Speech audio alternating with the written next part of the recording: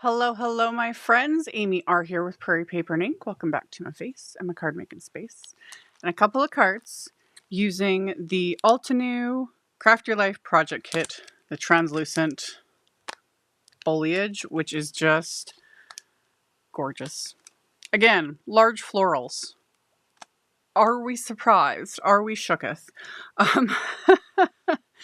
The surprising thing I did with it, though, is very light-handed ink blending, which I've talked about this a lot. I have a very heavy hand. I struggle keeping things like lighter, a little airy, and I was inspired by this and the whole concept of it and like transparent foliage. And I was like, I'm going to do it. And I did. Who'd have thunk? So I did a very unconventional color combo though. So that was kind of fun. And I still managed to squeeze in a bit of hot foiling with a couple better press plates because why not? I didn't add splatter. I was gonna, but I went with a hot foil route instead. So yeah, we'll just get right into it. So as always, everything I used is listed and linked in the description box below the video. My links are affiliate links. That just means that if you click on one of my links, end up placing an order, I do get a little kickback from that at no extra cost to you. It's what helps pay the bills, keeps the heaters going, enables me to keep bringing content. And yeah, that's it for the housekeeping. Let's get into making the cards. So like I said, this is the translucent foliage Craft Your Life project kit. So there's the 6x8 stamp set, there's coordinating die set, there's the layering stencil set, and then there's also a embossing folder. I didn't use the embossing folder. I used the stamps, the wafer dies, and the stencils. And you could use the stencils on their own. You could use the stencils with the embossing folder. So many options. So many options. But I used stamps, and then I'm going to use the stencils. And I pulled out a piece of Simon Says Stamps Smooth White cardstock, and I arranged all of the images onto it. I was pretty sure that I could get everything lined up and then be able to just rotate the cardstock and stamp everything twice, which totally could. I even had a little bit of space. I just made sure that there was enough space between the images so that I can die cut them when I'm done. And then I am going to heat emboss these images because with this cardstock, which is like my go-to white cardstock, and Altenew's Obsidian Pigment Ink, but pretty much any, like I have the same thing with my like VersaFine Clair ink, etc. Those inks just smear for me if I don't heat emboss them. Even if I heat set them, I find more often than not for me, it just doesn't work. So I just heat emboss it. That works. So inked up the images, and like I said, I was able to rotate the cardstock, stamp them a second time, and then I just heat emboss them with clear embossing powder. So I had used my anti-static powder tool on the cardstock first. That just keeps the embossing powder from clinging to anything but stamped images. And then inked them up with that Obsidian Pigment Ink, stamped them, coated everything as I'm doing here with the clear embossing powder, tapped off the excess, and then I'm going to melt all that with my heat tool. When I rotated it and stamped it a second time, I got distracted and like almost dropped the plate a little bit. Like I didn't line it up nicely, so I didn't stamp a couple of those flowers like nicely. I'm kind of using air quotes here, but I'm not worried about it. It's less obvious on the video than it was in real life. And a couple of those, the ones that are kind of oopsies, I'm going to cover it up or at the very end actually trim them right off so you're not even going to see it. So there's always ways to make it work, you know? So once I was done heat embossing everything, I decided to just cut everything apart with my scissors. This is just going to make it easier when I stencil everything. So I just cut apart the large flowers so I can keep them together. And then I just, put all the greenery in a pile because I want to stencil the flowers first. And again, when I was trimming them apart, I made sure there's enough, of a margin around those flowers so that I can die cut them when I'm done. So got everything trimmed out and then just put the same flowers together because I noticed in the stencil set that each stencil is for each flower. So this will all make sense in a second. So got everything separated, and then I'm going to use my big grip mat. I'm going to line up my flowers onto here. And then once I've got my flowers in place, and I also kind of line them up in the same direction. Again, this will just make the stenciling easier. Although this is another one of those sets where it's easy. Everything just works. Inside the packaging for the stamps is the guide for the stencils, but honestly, you don't even really need it. Yeah, this was pretty simple. So, get my stencils lined up, and then I got my little ink stands out to hold my ink pads.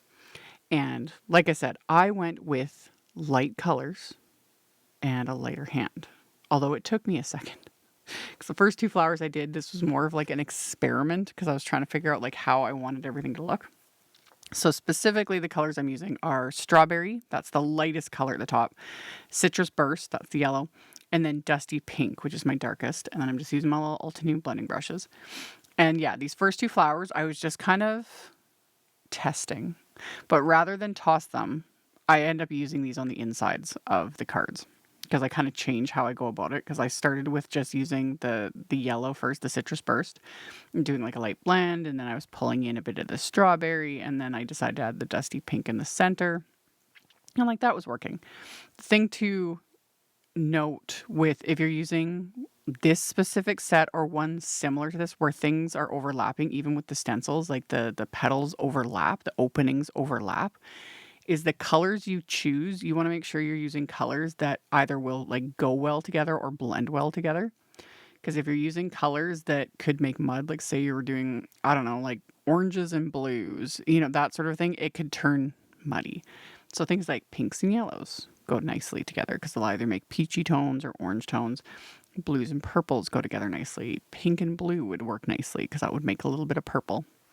So that's the only thing you kind of with this, again, with sort of a set like this, is you just want to go with colors that are, that will complement each other nicely. Or you could do it with just all pinks, all yellows, you know, whatever works. So I did the first two and I was happy with them, but I wanted it lighter. You know, I kind of fiddled around and I was, like I said, I'm going to use those. I'll put those on the inside of the card. So then I was like, okay, I know what I'm doing here.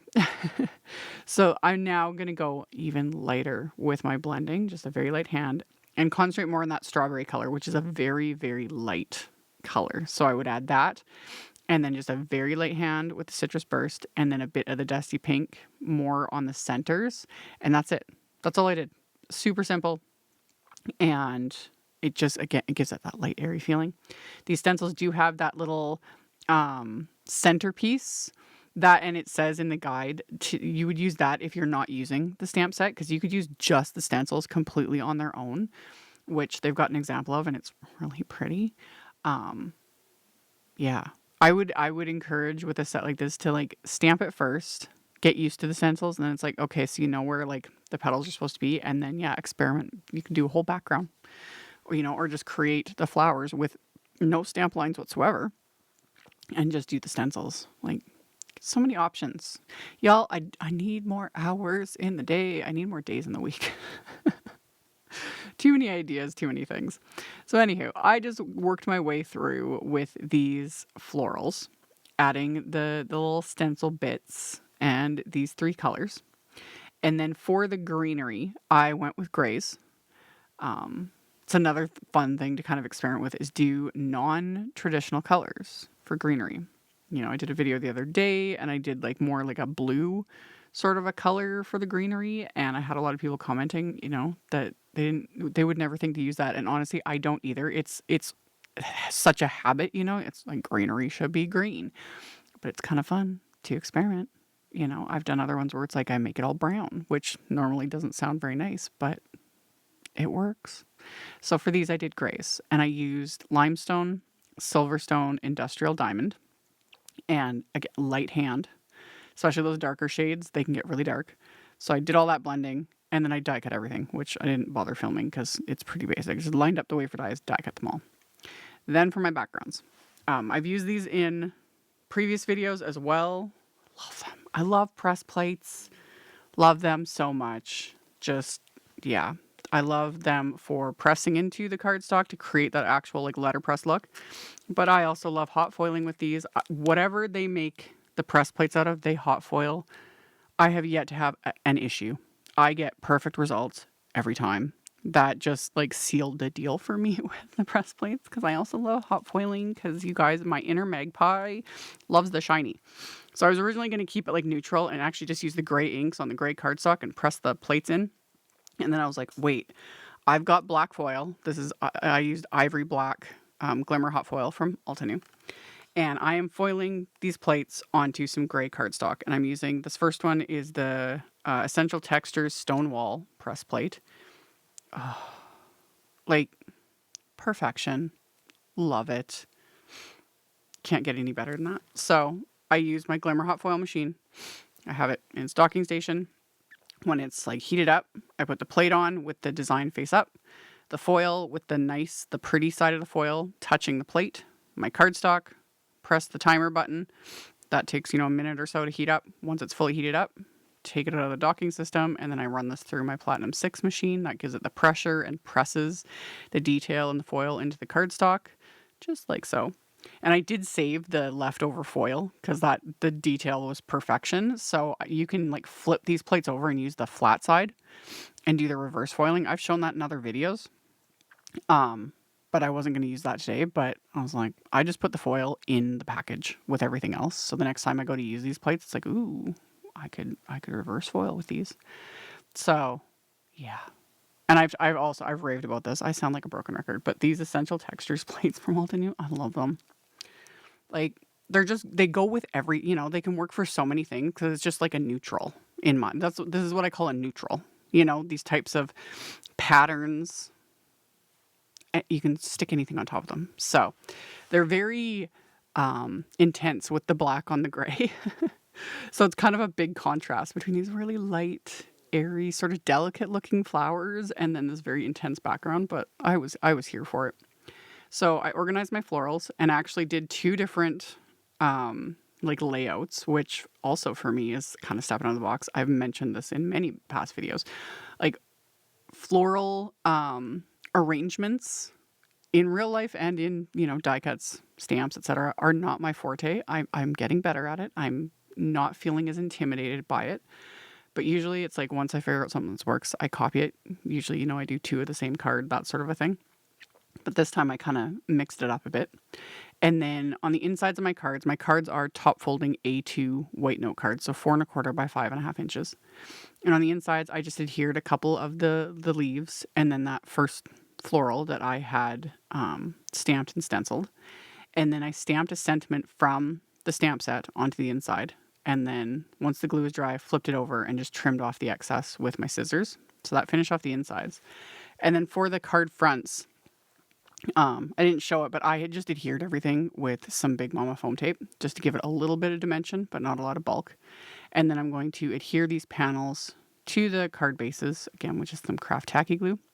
The sentiments are from that set as well, and I had just stamped them onto scraps of that gray cardstock and heat emboss them.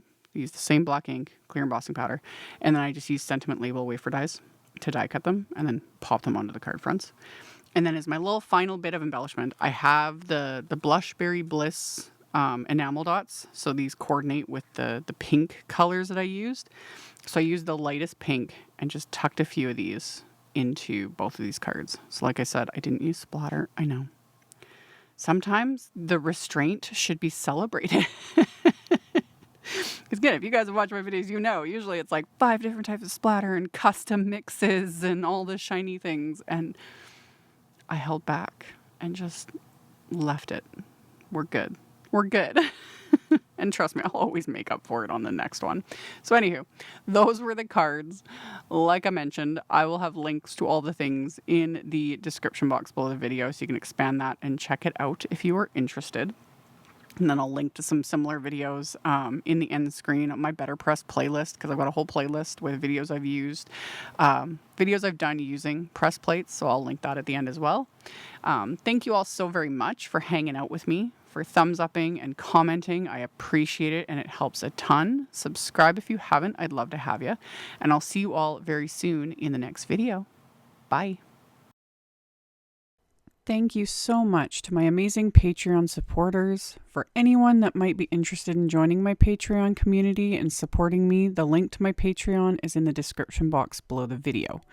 For everyone else, as always, thank you all so much for taking the time to watch my videos, for thumbs upping, commenting, subscribe if you haven't, I'd love to have you. And here's a couple other videos for you to check out in case you missed them. Bye!